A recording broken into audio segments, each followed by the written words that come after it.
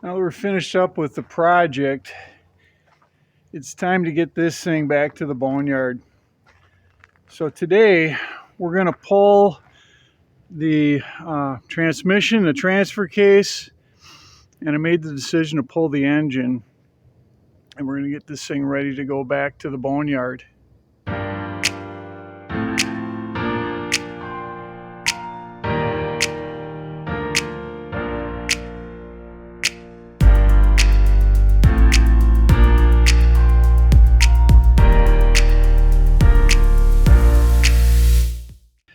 Now, I don't feel like I'm getting rid of something here that's got a whole lot of use to it. There's not much left in this truck that can be used. I'm going to just do a quick walk around.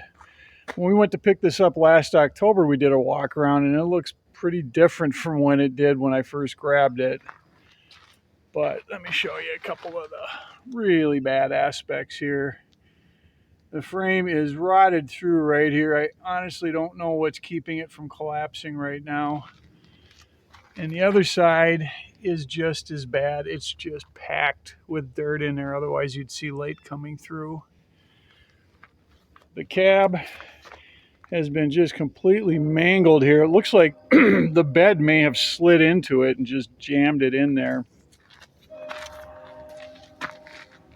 Rockers are gone. The front fenders are Swiss cheese and rolled under. Both sides look the same.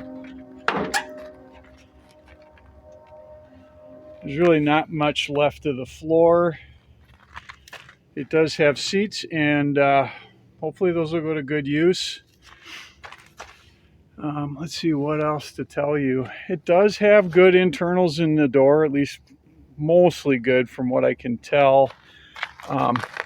People are always looking for these pieces at the bottom of the window track because they're always rotted out, and these are no different. Both sides are bad like that. But I've actually pulled a lot of parts off of this, like the door handles and other things. So it's pretty well stripped right now. Let's have a peek under the hood. So the engine is pretty stripped down. Now this engine is kind of interesting. This is not the original, at least from what I can tell, not the original engine that would have come in this truck when it was new, although it would be the same type of an engine. It's a flathead 4.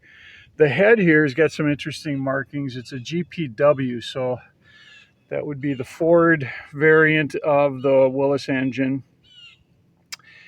And it was locked up when we got it, and I pulled the head. Guy and I pulled the head, did some work on it, and actually we got it to turn, so it does turn over freely.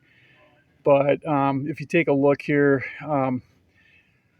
the valve seats, the valves, there's just a whole lot of rust and corrosion, a lot of really bad pitting, and the pistons are bored 60 over, so this is not the first time this engine has been apart. I will salvage some pieces off of this as well, but I do want to pull the engine and kind of set it aside for now. Let's swing around to the passenger side. Front fender, kind of the same story. It's really bad. The cab, the rockers are just completely shot down here. And this back cab corner is in tough shape. Let's take another peek inside. Let me get this open. There we go. All right, so again, there's just no floors in this thing. Now, what I do know is this transmission, it's a column shift, but it shifts well, and we know that the transmission at least isn't froze up. And I pulled the cover off of this and took a peek inside, and it's actually really clean. I was kind of surprised. And then the transfer case here, at least it's shifting, kind of doing the things it should do. So that's why I thought I'm just going to hang on to these pieces. I don't know how long I want to keep them or what I'll do with them, but I hate to send these in. So that is my plan. Now, keep in mind, this is going to French Lake Auto, and they don't intend to crush it. They're going to put it out in their boneyard. They've got a huge operation out there. They've got a lot of old cars that they preserve, and This section down here is where the Jeep trucks are. The Jeep trucks and the wagons. There's probably 6 or 7 in there right now, and I've pulled a lot of parts from them over the years.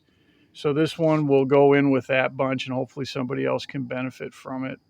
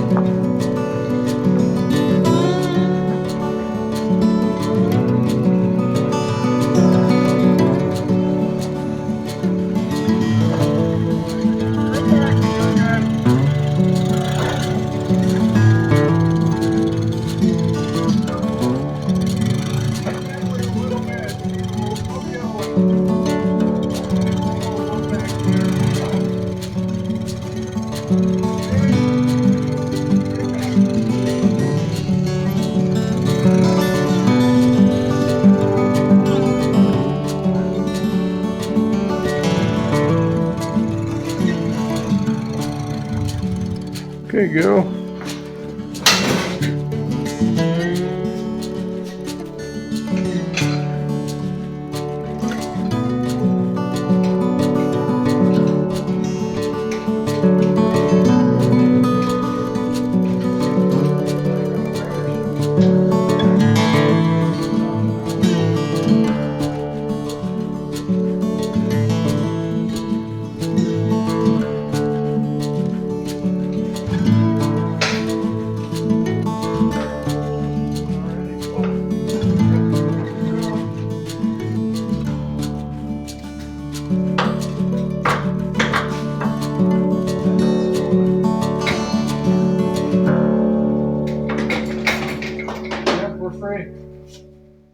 Bring her up.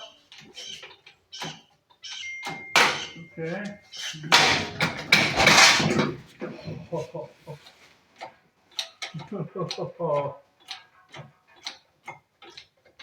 That was easy.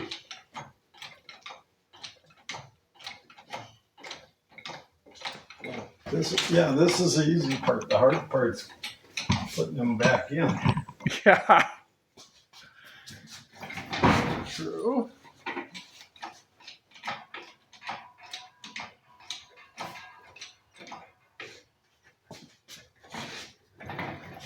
A little more. Okay, you're clear.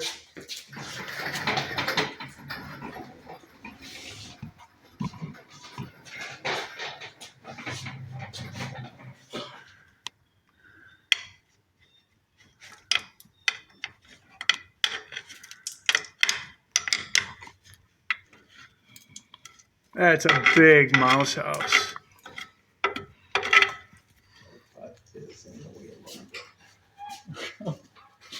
Oh, you got it? Yep. All right. Is it all the way down? I don't think it is. Let her down. You know it's going to be in the way with the spin it because the jack stands are going to be in the way now of this cross member. I say at this point we drop it off of there. Okay. So let's go. Come on. Lift up on it. Okay, I'm gonna let her drop. There. There she go. It's out. Okay, everything's out. There's the engine. It's pretty complete. I did take the carb off and I've actually rebuilt that. So I'm just going to kind of hang on to that, figure out what to do. I'm also thinking about pulling the fuel pump and rebuilding that, having that on hand just as a spare. But otherwise, everything is there. And I got the starter. We had to pull that out, take it off. I actually have the generator. Haven't really tested it, but I've got those boxed up too. And then here's the transmission and transfer case. Everything seems to actually operate pretty smooth. I know I showed it earlier. Let me step on this. But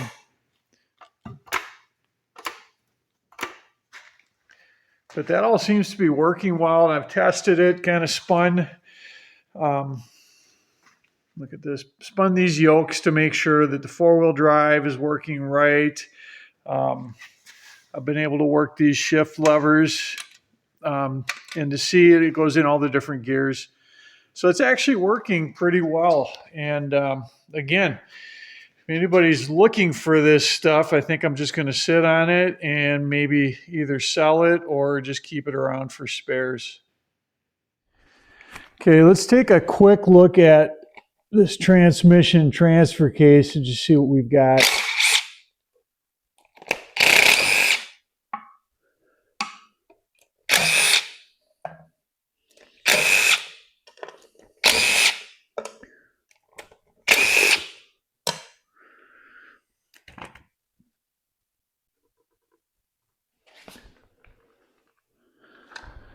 All right, that looks really nice inside.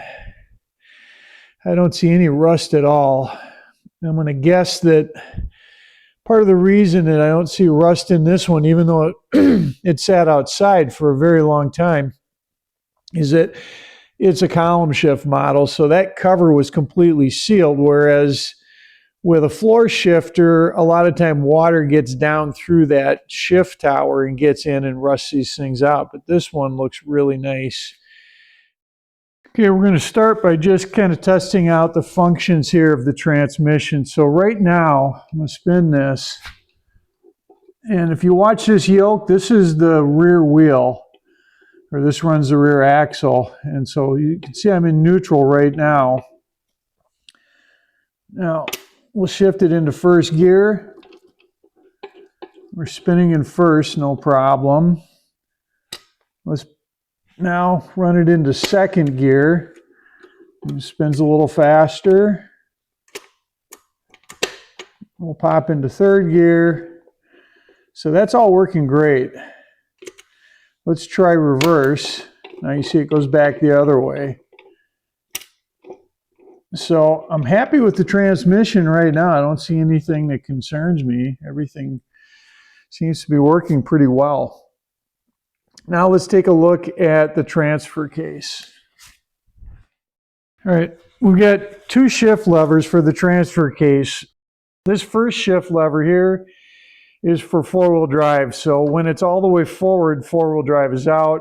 When it's all the way back, four-wheel drive is in. The second one is basically for high-low. So all the way back is into high. All the way forward is low, and then there's a middle position for neutral. So we just got done going through the transmission. So if you watch these two yokes, I should only see the rear one move when I put it in gear. So let's pop into first gear, and that one's moving. Now, let's see, in high, we can go into neutral and nothing is spinning. I can't get up into low gear, and that's because this transmission's got a little, they call it a pill, but a little pill in here that prevents you from running in the transfer case in low when it's not in four-wheel drive. So let's just drop it back down here. Now let's shift into four-wheel drive. Okay, and that's four-wheel drive high. So now we're running both the rear and the front axle right there. Back into neutral. We're still in four-wheel drive. Now we're going to go into low, and you notice how much slower this turns.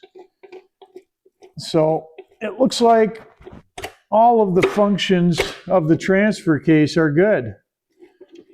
So I think this could be a good unit.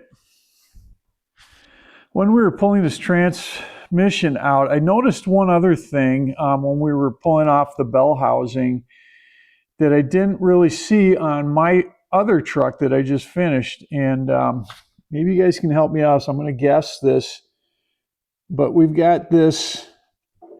This is basically a cable. It's kind of caked with dirt that you can't see it, but it's a braided cable.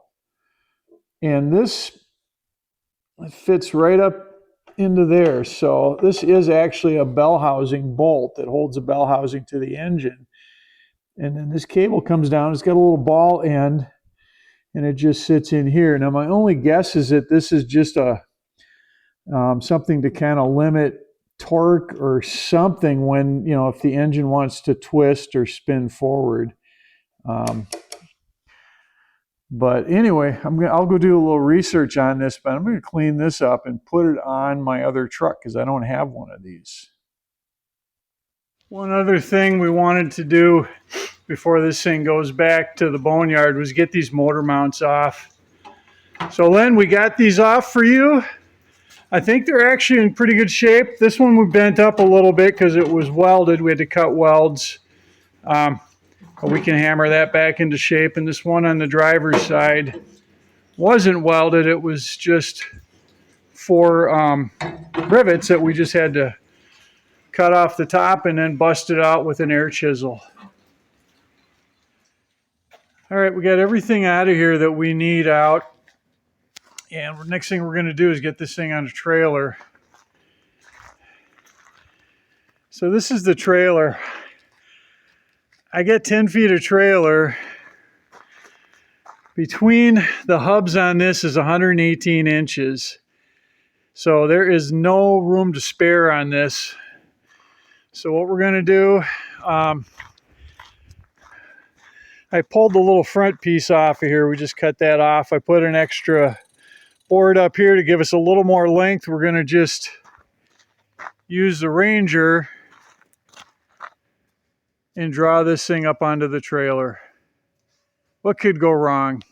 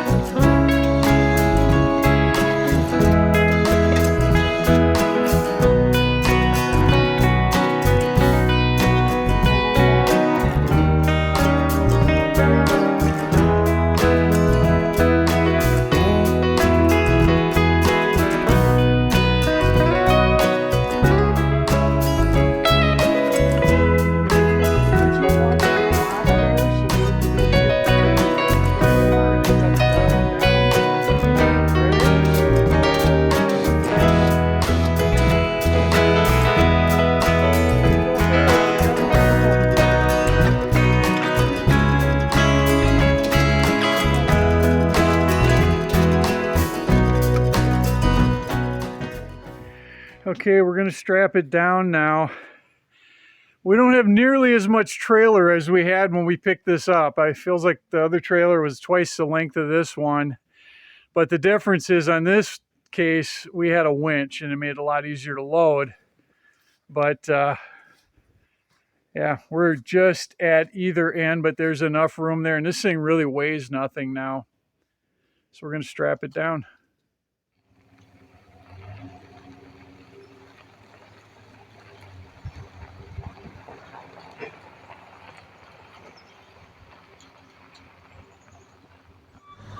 Go.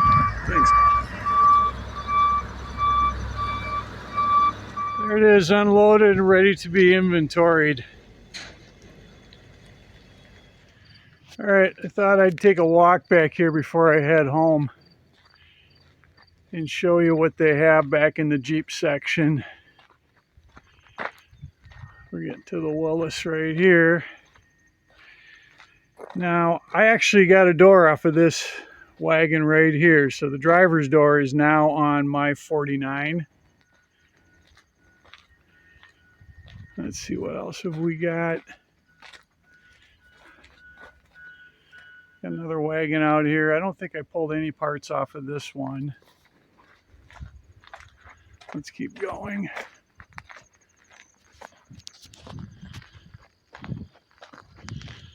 Here's a pickup. And it's still got some good parts, and in particular, it's got the side steps and the fenders are in reasonable condition, so this is not a bad truck. And let me show you this. These are the last of them here, but let me show you this other wagon. So I took a couple things from this wagon. First thing I grabbed was the passenger door. So the passenger door is on my 49. And then my front bumper was actually sitting just in the back of this truck. So I pulled the front bumper and I bought that bumper and put it on my truck. So that's about it. And the truck I brought in here is going to go right in with this bunch here. Hopefully someone else will find it useful. After I returned the truck, I thought I would sit down and put together a list of everything that I got off of that truck, just to get an idea, because when I dropped it off, it was a lot more stripped down than when I picked it up. So let's start at the beginning. I paid $650 for the truck. I sold it for $250 to French Lake Auto. So we're down to $400 that I'm out. And then I sold that snowplow right away. I sold the blade to a local guy and I got $100 for that. So now we're basically at about $300. And if I look at this list of parts, I know I'm well over that. So let's go right down the line. Let me show you what is on my truck. So I use the grill, the hood, the steering wheel, windshield wiper motor and switch, the glove box door, hood spear, hood emblem, a St. Cloud dealership emblem. I used the heater core, that was good, and then I combined some of the other parts for the heater box with my other truck to get one good heater box out of that. And then finally the engine stay cable. Now the other parts that I'm just kind of hanging on to, I'll probably end up selling these off, but some of them I may actually use, I don't know. So I hung on to the engine. I've got the transmission and transfer case. I still have that hydraulic pump that was for the snowplow. I have the gauge cluster, the speedometer cable, a high beam indicator, the carb, and a fuel pump. And then some of the parts went to other projects. Tumbleweed Garage got the e-brake cables and the handle.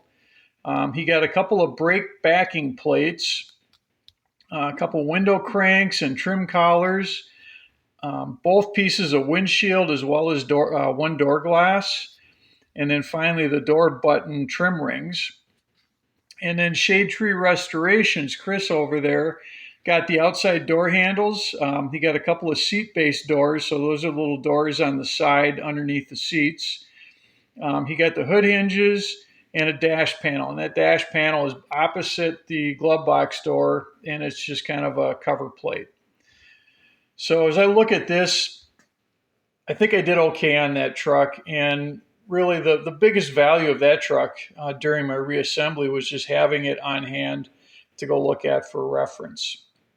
So if you're doing a project like this and you can get your hands on a parts truck, it's not a bad idea to do it if you got a place to hang on to it for a little while. This is the recipient of the lion's share of those parts, and it's a lot better off for it. So I want to thank you for watching, and I hope I'll see you next time.